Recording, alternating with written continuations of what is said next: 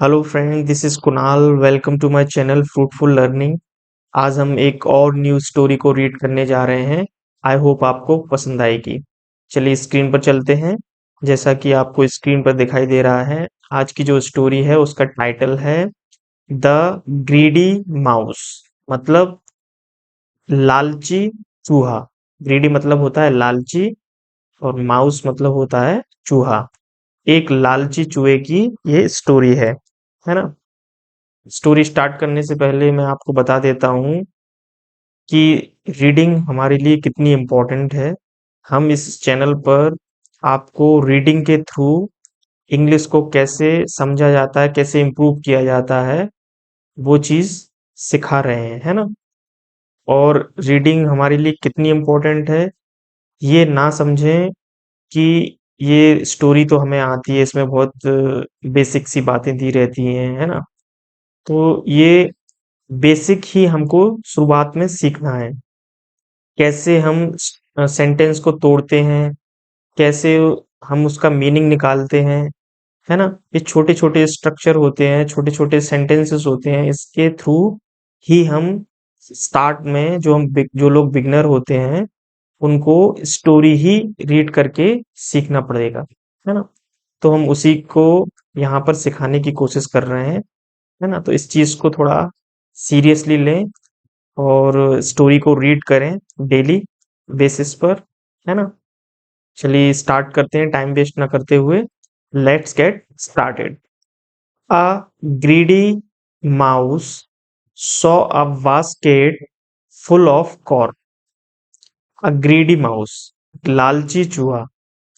Saw मतलब देखा, एक लालची चूहे ने देखा a basket full of corn. Corn मतलब होता है मक्का, भुट्टा, है ना।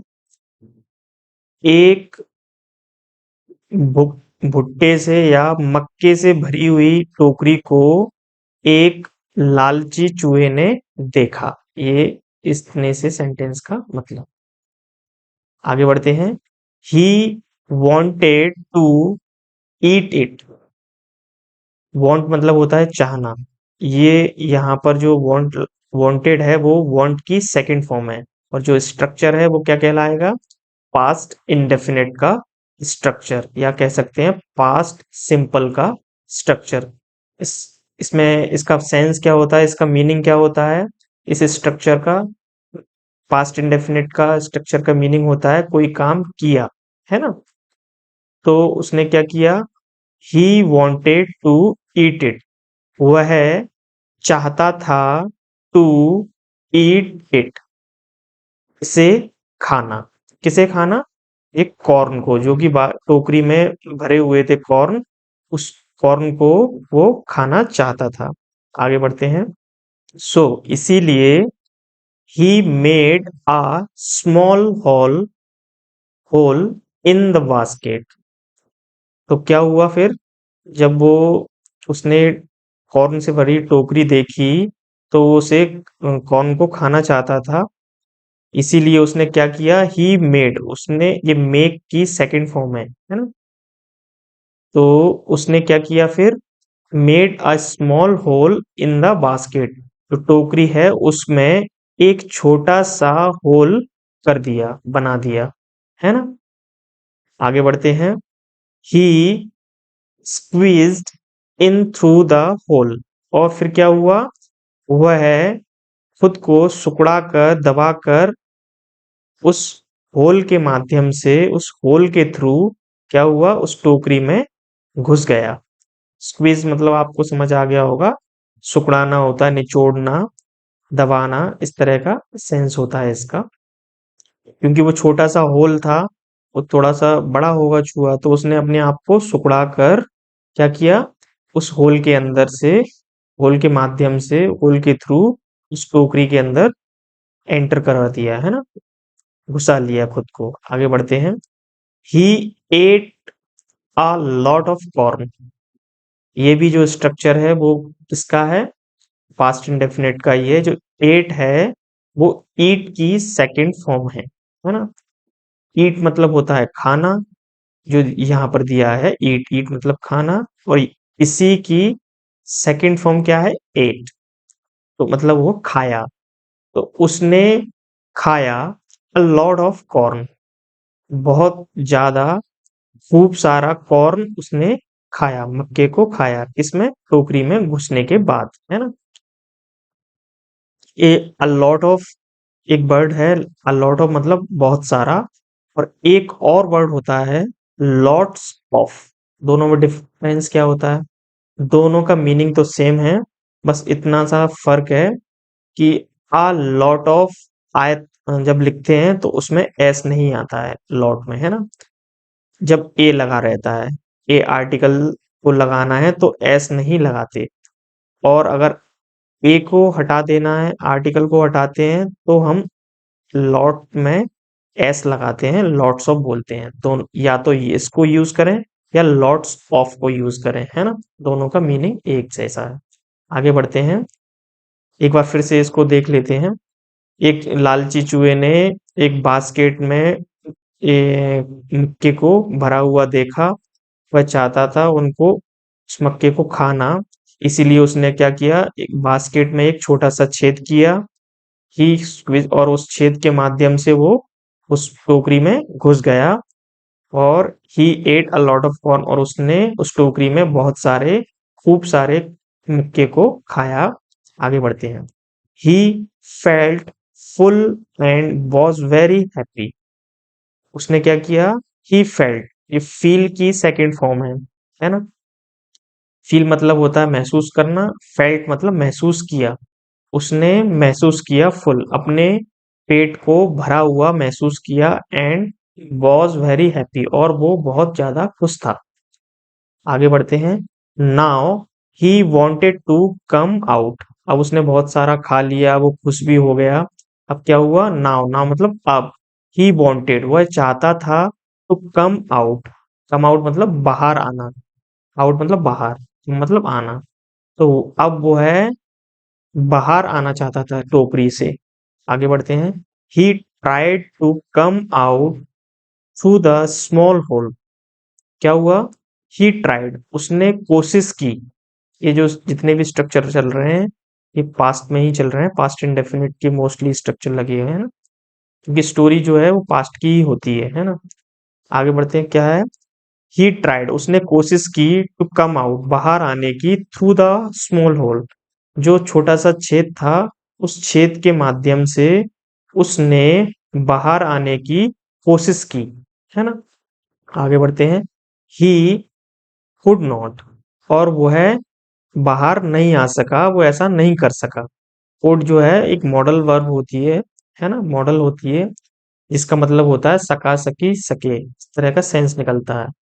उसने कोशिश की छोटे से होल से बाहर आने की, लेकिन वो ऐसा नहीं कर सका, है ना। आगे बढ़ते हैं। His belly was full. Valley मतलब होता है पेट। उसका जो पेट है, वॉज फुल वो भर चुका था, भरा हुआ था, इसीलिए वो बाहर नहीं आ पाया, है ना। ही ट्राइड अगेन उसने दोबारा से कोशिश की, फिर से कोशिश की, but it was of no use. No use मतलब, लेकिन उसका कोई फायदा नहीं, उसका कोई मतलब नहीं। उसने फिर से कोशिश की निकलने की, लेकिन उसका कोई फायदा नहीं हुआ, उसका कोई मतलब नहीं निकला। नो यूज मतलब कोई मतलब नहीं। आगे बढ़ते हैं। The mouse started crying. जो चूहा है, उसने रोना चिल्लाना, चीखना चिल्लाना शुरू कर दिया। ये ग्रामर है, उसको समझा देता हूँ। तो कुछ वर्ड होते हैं, जिनके बाद जो वर्ब आती है, वो हमेशा आईएनजी फॉर्म में ही आती है ना। जैसे कि कौन कौन से वर्ड हैं मैं बता देता हूँ। जैसे लाइक है, लव है, हेट है, कीप है, स्टॉप है, और ये स्टार्ट है। ऐसे कुछ वर्ड हैं जो मैंने अभी बताए हैं। ये अगर किसी सेंटेंस में आते हैं, उनके बाद अगर कोई वर्ब आती है, तो वो अपने आईएनजी फॉर्म में आएगी। जैसा कि यहाँ पर स्टार्ट के बाद क्राई में आईएनजी लगा हुआ है ना? क्यों लगाया हुआ है, ये स्टार्ट की वजह से। ठीक है, ये ग्रामर है, इसको याद रखना, मैंने आपको बता दिया। माउस ने क्या किया, चीखना चिल्लाना रोना स्टार्ट कर दिया, जब वो वहां से नहीं निकल पा रहा था तब, टोकरी टोकरी से, है ना। आगे बढ़ते हैं। A rabbit was passing by मतलब गुजरना। रैबिट मतलब खरगोश, एक खरगोश वॉज पासिंग बाय, वहां से गुजर रहा था। ये जो स्ट्रक्चर लगा हुआ है वो इस चीज का स्ट्रक्चर लगा हुआ है, पास्ट कंटिन्यूअस टेंस का स्ट्रक्चर लगा हुआ है। एक रैबिट वॉज गुजर रहा था, पासिंग बाय गुजर रहा था। ठीक है, आगे बढ़ते हैं। It heard the mouse cry and asked. Heard, here की सेकंड फॉर्म है हर्ड। हर्ड मतलब हियर मतलब सुनना, तो उसने यहाँ पर क्या मतलब निकलेगा, सुना। ये पास्ट इंडेफिनिट का ही स्ट्रक्चर है। तो उसने, जब वो खरगोश वहां से निकल रहा था रास्ते से, तो उसने क्या सुना कि इट हर्ड, उसने सुना। ये जो इट आया है ये खरगोश के लिए आया है। इट का यूज हम जानवर या निर्जीव चीजों के लिए करते हैं, वस्तुओं के लिए करते हैं, है ना।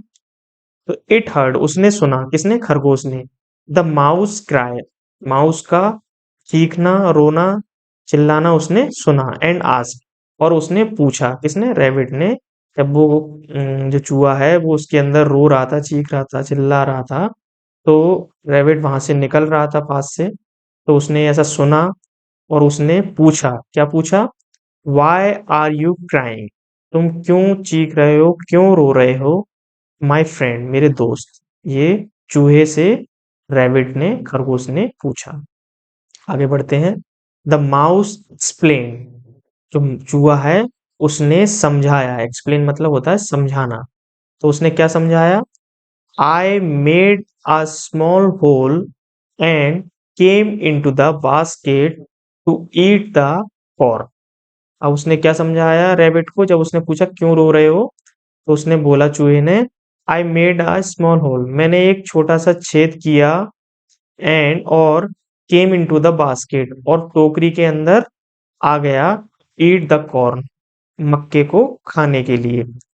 केम इनटू मतलब किसी एक जगह से दूसरी जगह में एंटर करने के लिए हम इनटू का यूज करते हैं, है ना।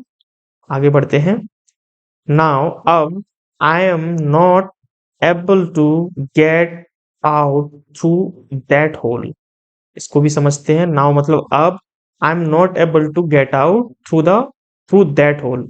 अब मैं उस जो छोटा सा होल है उससे बाहर नहीं आ पा रहा हूँ, नहीं निकल पा रहा हूँ, है ना। और उससे निकलने में सक्षम नहीं हूँ। एबल टू का मतलब होता है अब सक्षम नहीं है, कोई काम नहीं कर पा रहे हैं, या उस चीज के लिए हम एबल टू का इस वाले स्ट्रक्चर का यूज करते हैं। आई मतलब एम, इज, एम, आर के साथ हम एबल टू का यूज करते हैं, तब उसका मीनिंग निकलता है कि हम कोई काम नहीं कर पा रहे हैं, है ना, उसमें सक्षम नहीं है। नाउ अब, I am not able to get out through that hole. अब मैं उस छोटे से होल से बाहर निकलने में सक्षम नहीं हूँ, निकल नहीं पा रहा हूँ, ये इसका मतलब है। आगे बढ़ते हैं। द रैबिट सेड, तो खरगोश ने कहा, क्या कहा, it is because you ate too much. ऐसा इसीलिए है, तुम क्यों नहीं निकल पा रहे हो, ऐसा इसीलिए है क्योंकि, बिकॉज मतलब क्योंकि, यू एट टू मच, तुमने बहुत ज्यादा खा लिया है। टू मच मतलब बहुत ज्यादा। ऐसा इसीलिए हो रहा है, तुम उस होल से इसीलिए नहीं निकल पा रहे हो क्योंकि तुमने बहुत ज्यादा खा लिया है। ये मतलब है इसका। आगे बढ़ते हैं। Wait till your belly shrinks. Shrinks मतलब होता है सिकुड़ना। वेट मतलब इंतजार करो, टिल जब तक, योर वैली श्रिंक जब तक तुम्हारा पेट सिकुड़ नहीं जाता, तब तक उसी के अंदर वेट करो, इंतजार करो। ऐसा खरगोश ने चूहे को समझाया, कहा। आगे बढ़ते हैं। The rabbit laughed and went away. खरगोश हंसा, लाफ मतलब हंसना, तो ये सेकंड फॉर्म है, तो हंसा, खरगोश हंसा और वेंट अवे और चला गया, वहां से निकल गया। आगे बढ़ते हैं। The mouse fail asleep in the basket. जो चूहा है उसको नींद आ गई, वो बास्केट के अंदर ही सो गया। फेल asleep मतलब होता है सो जाना है, तो उसके ही अंदर सो गया। आगे बढ़ते हैं। The next morning his valley had shrunk। Next morning मतलब अगली सुबह हिज वैली, उसका जो पेट है, हैड श्रंक, वो सुकड़ चुका था। ये श्रिंक की थर्ड फॉर्म है।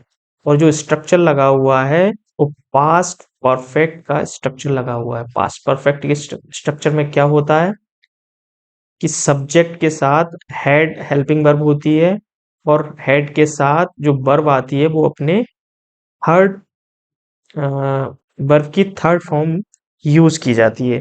और इसका मतलब क्या निकलता है इस स्ट्रक्चर का? कोई काम कर चुका था, है ना, कर लिया था, इस तरह का सेंस निकलता है। तो क्या मीनिंग निकल रहा है इसका? नेक्स्ट मॉर्निंग, अगली सुबह उसके उसका जो पेट है, हैड श्रंक, वो सुकड़ चुका था, है ना। आगे बढ़ते हैं। But he wanted to eat some more corn. लेकिन क्या हुआ? बट मतलब लेकिन, ही wanted, वह चाहता था, टू ईट, खाना, सम मोर कॉर्न, कुछ और मक्के को, कॉर्न को वो खाना खाना चाहता था, सुबह जब उसका पेट सुकड़ गया तब। he forget he forgot all about getting out of the basket। जो forgot है वो forget की सेकंड फॉर्म है। forget मतलब होता है भूल जाना, और forgot मतलब हो गया भूल गया। वह भूल गया, कौन? चूहा।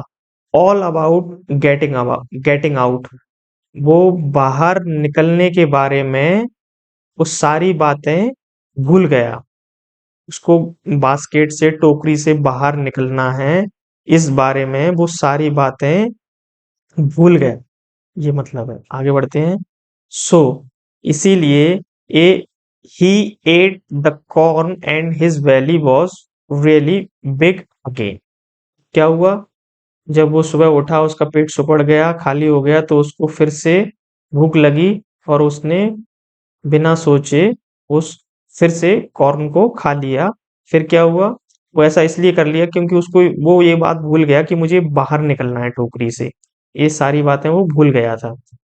इसीलिए he ate the corn and his belly was really big again. फिर क्या हुआ? उसने बहुत सारे कॉर्न को खा लिया, एंड, और उसका जो पेट है वो फिर से बहुत बड़ा हो गया। बिग अगेन मतलब रियली बिग अगेन, बिग मतलब बड़ा। उसका जो पेट है वो फिर से भर गया दोबारा से। आगे बढ़ते हैं। आफ्टर ईटिंग, खाने के बाद, आफ्टर के बाद, जो आफ्टर एक प्रपोजिशन है, वो प्रपोजिशन के बाद जो भी वर्ब आती है वो अपने आईएनजी फॉर्म में आती है ना? आगे बढ़ते हैं। आफ्टर ईटिंग, खाना खाने के बाद, उसको खाने के बाद, कॉर्न को, द माउस रिमेम्बर, चूहे को याद आया, रिमेम्बर मतलब याद आना, तो उसको याद आया, that he had to escape, उसको निकलना था, बाहर निकलना था, ये चीज उसको याद आई अचानक से। एस्केप मतलब होता है निकलना, छोड़ना, है ना। Had to, had to, have to, has to, इनका एक ग्रामर होती है। कोई काम करना होता है, तो करना था, उसको बाहर निकलना था, इस ये इसका मीनिंग निकल रहा है ना। जैसे कि मुझे कहीं जाना है तो मैं बोलूंगा आई हैव टू गो, कोई काम करने की मजबूरी होती है। और ना है का सेंस निकलता है ना था। यहाँ पर हैड टू का मतलब है उसको निकलना था, है ना। ये इसका मीनिंग है, ये ग्रामर है छोटी सी। कोई काम करना था के सेंस में हम हैड टू का यूज करते हैं। आगे बढ़ते हैं। बट ओबियसली, ऐसा स्वाभाविक है, ओबियसली मतलब लेकिन स्वाभाविक है, ही कुड नॉट, वो नहीं निकल सका। क्यों नहीं निकल सका? क्योंकि उसका पेट पहले से ही फिर से भर भर चुका था, इसीलिए उस छेद से दोबारा नहीं निकल पा रहा था। सो इसीलिए ही थॉट, उसने सोचा, चूहे ने सोचा, oh now I will go out tomorrow.